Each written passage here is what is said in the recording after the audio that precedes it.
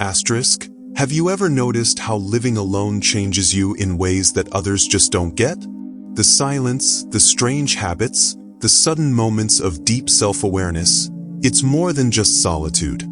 According to Carl Jung, one of history's greatest psychologists, living alone forces you into a profound confrontation with yourself. And what you discover in that space can be terrifying, enlightening, and ultimately transformative. Living alone isn't just about having your own space, it's a psychological experiment. Carl Jung, the pioneer of depth psychology, believed that solitude is where the real work of the soul happens. Away from the noise of others, we come face to face with our true selves, our hidden fears, unrealized desires, and even parts of our personality we've ignored or suppressed. Jung called this process individuation, the journey toward wholeness, and it's something that people who live alone often experience in ways that others might never understand.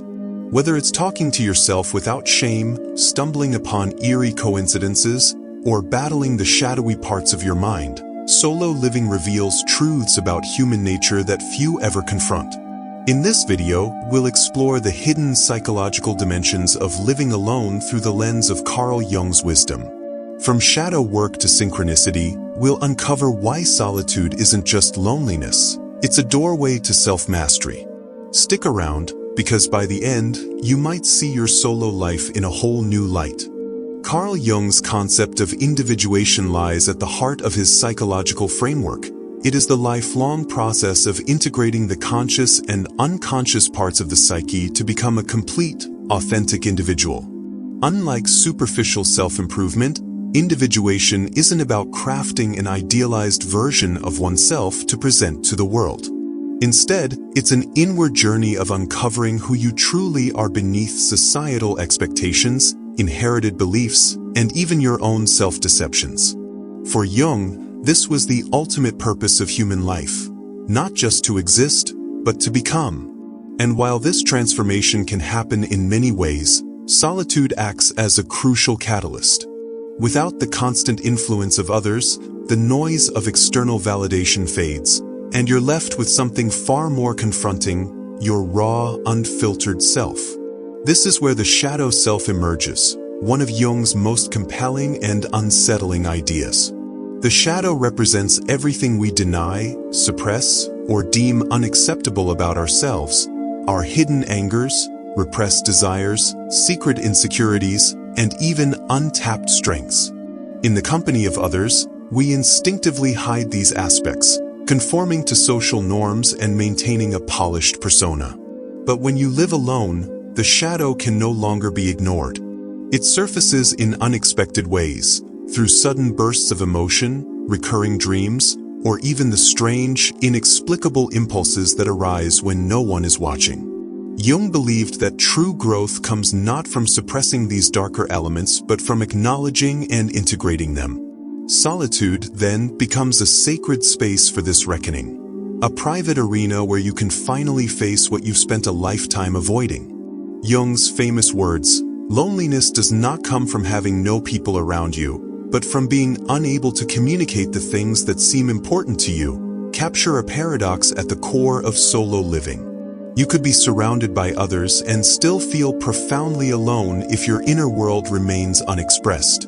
Conversely, solitude can be rich with meaning when it allows for honest self-dialogue. Living alone strips away the performative layers of identity, forcing you to ask, who am I when no one is looking? What do I truly value when no one's there to judge? These questions aren't just philosophical, they're deeply practical. The answers shape everything from your daily habits to your deepest relationships. Yet this process isn't always comfortable. Without distractions, solitude can feel like standing in front of a mirror with nowhere to look but inward.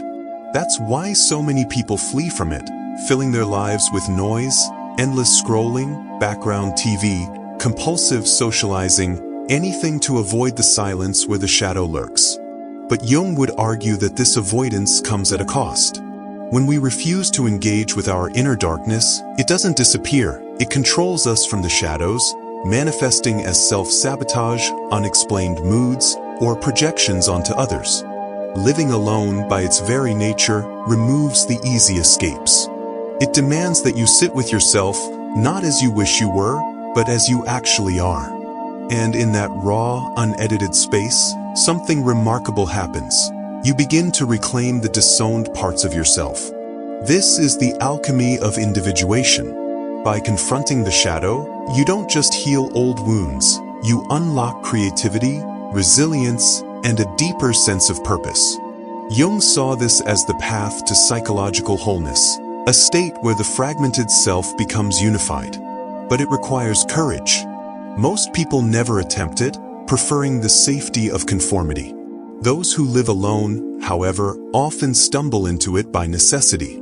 Whether through journaling, art, or simply the quiet observation of their own thoughts, they engage in the kind of deep self-reflection that's nearly impossible amid the demands of shared living. In this way, solitude becomes less about isolation and more about sacred communion with the self and with the vast, uncharted territories of the psyche. Living alone creates a unique psychological landscape where the boundaries between the conscious and unconscious mind begin to blur in ways that rarely happen in shared spaces. One of the most immediate realizations is how naturally conversations with yourself evolve beyond mere day-to-day narration into something far more profound. Jung called this phenomenon active imagination, a deliberate engagement with the inner dialogue that most people silence through distraction. When you live alone, these internal discussions become unavoidable. You might catch yourself arguing both sides of a dilemma out loud, or suddenly understanding a long-held resentment with startling clarity while doing the dishes. This isn't just talking to yourself, it's the psyche's way of processing what daily life often drowns out. The difference between loneliness and productive solitude lies in this very distinction. Loneliness aches for external validation, while productive solitude cultivates an inner richness where you become both the student and the teacher in a continuous dialogue of self-discovery. This uninterrupted self-reflection inevitably leads to encounters with what Jung termed the shadow, the repository of all the traits, desires, and impulses we've disowned. In the absence of others' expectations, these repressed elements surface with surprising intensity. You might wake up in an inexplicably dark mood for no apparent reason, or find yourself drawn to a hobby that seems completely out of character. A normally disciplined person might binge-watch an entire series in one sitting. Someone who identifies as sociable might relish days without speaking. These aren't random occurrences, but the shadow asserting itself. Living alone removes the social buffers that usually keep these aspects at bay, forcing a confrontation with the parts of yourself you've been unwilling to acknowledge. The shadow doesn't emerge to torment you. It appears because integration is necessary for wholeness. The very traits that seem disruptive often hold untapped energy and creativity, if only you're willing to engage with them rather than suppress them again. One of the most liberating aspects of solo living is the complete freedom from the persona, the social mask we wear to navigate the world. At home, there's no need to perform. You can dance badly to terrible music, eat strange food combinations, or spend an entire weekend in pajamas without judgment. This might sound trivial, but Jung understood how revolutionary such authenticity could be. Every time you drop the persona, you're not just relaxing, you're practicing self-acceptance. The quirks and idiosyncrasies that emerge in private aren't just amusing. They're clues to your undiluted identity. Over time, this unfiltered self-expression begins to bleed into your external life, creating a more genuine way of moving through the world. Yet this freedom has its surreal moments too. You might catch yourself laughing at a joke only you understand, or realize you've developed personal rituals that would seem bizarre to outsiders. These aren't signs of eccentricity so much as evidence of a psyche finally allowed to breathe.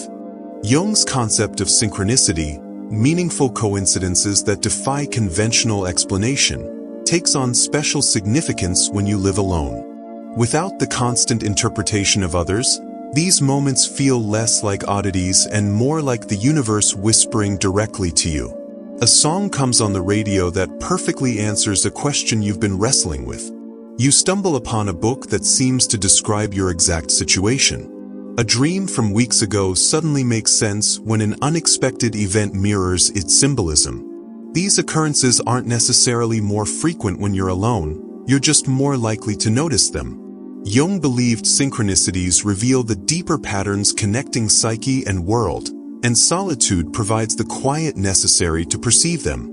What might be dismissed as coincidence in a crowded life becomes, in isolation, a thread in a larger tapestry of personal meaning. Yet for all its gifts, living alone also surfaces one of Jung's most poignant warnings: the risk of disconnecting from the collective.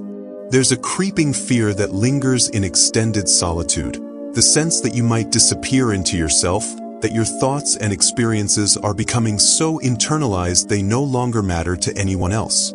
Jung recognized this danger in his studies of hermits and mystics. Without some tether to shared reality, the richest inner life can curdle into solipsism. This explains why many who live alone develop meticulous strategies to stay engaged: regular calls with friends, scheduled outings, or creative projects meant for others' eyes. The healthiest solo dwellers understand that individuation doesn't mean complete separation.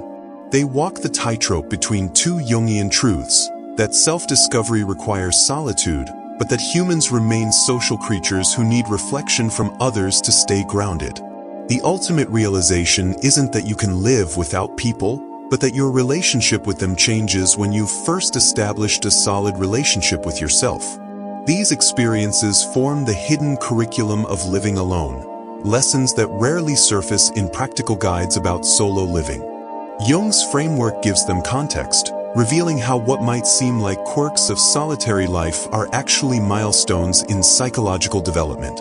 The conversations with yourself, the shadow material, the unmasked behavior, the uncanny coincidences, even the fear of vanishing, these aren't just passing phenomena. They're signs of a psyche doing the essential work that crowded lives often postpone indefinitely.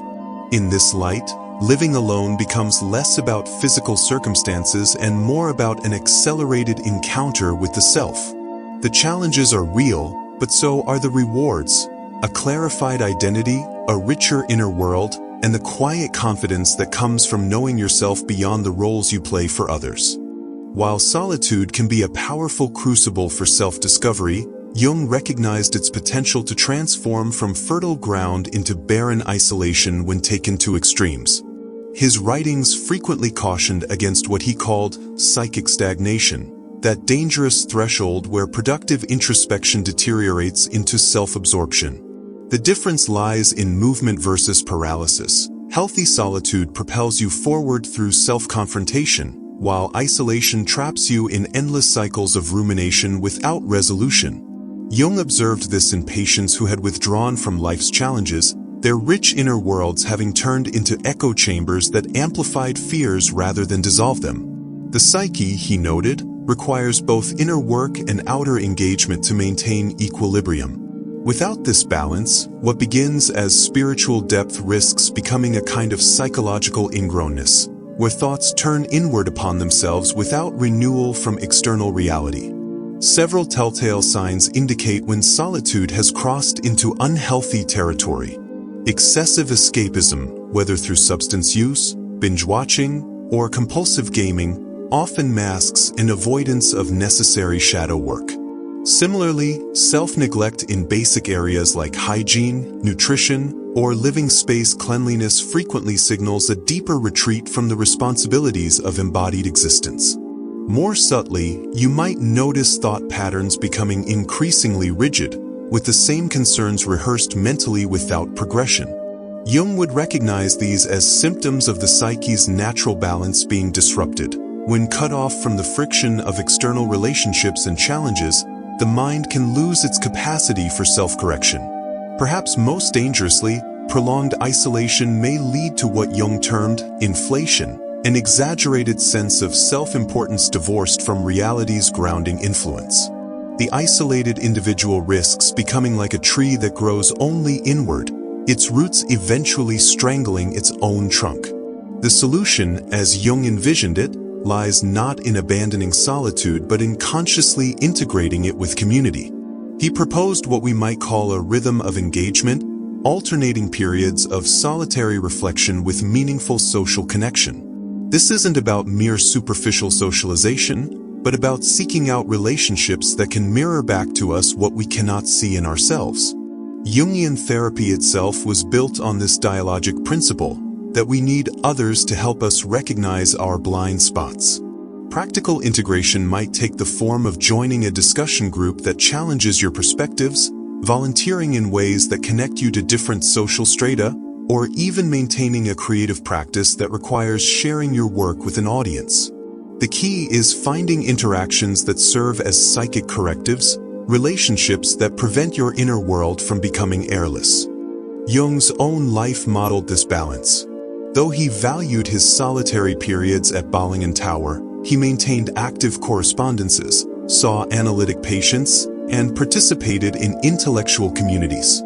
This back and forth between isolation and engagement allowed his insights to be tested against reality while preventing his theories from becoming insular.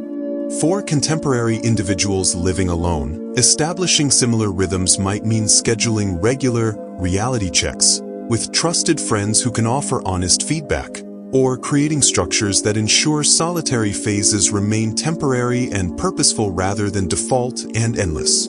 The healthiest approach recognizes solitude as a means rather than an end, a workshop for self-development whose products must eventually be brought into the shared world. Ultimately, Jung's perspective reframes the challenge of solitude not as avoiding isolation altogether, but as developing the wisdom to recognize when your productive alone time has begun curdling into something more stagnant. This requires honest self-assessment. Are your solitary hours yielding new understandings and energy, or simply recycling old patterns? Are you emerging from solitude refreshed and more connected to life, or increasingly detached and misanthropic? The answers to these questions become the compass guiding you between the Scylla of lonely isolation and the Charybdis of crowd-driven conformity. In this balanced approach, solitude retains its transformative power while remaining in service to what Jung considered our highest psychological purpose, not just to know ourselves, but to bring that knowing into meaningful relationship with the world around us. Carl Jung's profound insights reveal that solitude, when approached with intention, is far more than mere isolation. It's a sacred space for metamorphosis. Through the lens of his psychology, we see how living alone can become an accelerated journey of self-discovery, where the silence amplifies inner voices we might otherwise ignore. The shadow work, the unmasking of persona, the startling moments of synchronicity, these are not just quirks of solitary living, but milestones in the individuation process. Jung reminds us that true self-awareness isn't found in the crowd's reflection, but in the quiet moments where we confront our unfiltered being. This is the alchemical power of alone time. It transforms what could be loneliness into a rare opportunity to forge an authentic relationship with oneself. If you currently live alone, consider this phase not as a temporary arrangement, but as a gift, one that many people never receive in their entire lives. In our hyper-connected world, such undistracted self-confrontation has become increasingly rare and precious. The insights you gain in solitude become lifelong companions, shaping how you engage with others, make decisions, and move through the world long after your living situation changes. Rather than rushing to fill the quiet, try sitting with it a while longer. Notice what emerges when you stop running from yourself. The clarity, creativity, and self-knowledge waiting in those unguarded moments may surprise you. As we conclude this exploration, I'd love to hear about your personal discoveries in solo living. What has solitude revealed to you that you might never have learned otherwise? Perhaps you've had a moment of startling self-awareness, developed an unexpected habit that reflects your true nature, or experienced a synchronistic event that felt like the universe speaking directly to you. Share your biggest solo living insight in the comments below. Your experience might help others navigating their own journey of self-discovery. We'll leave you with Jung's timeless words that perfectly capture the essence of this transformative process. Who looks outside, dreams. who looks inside awakes. May your solitude be not an escape from the world, but a deeper awakening to yourself, and through that self-knowledge, to all that life has to offer.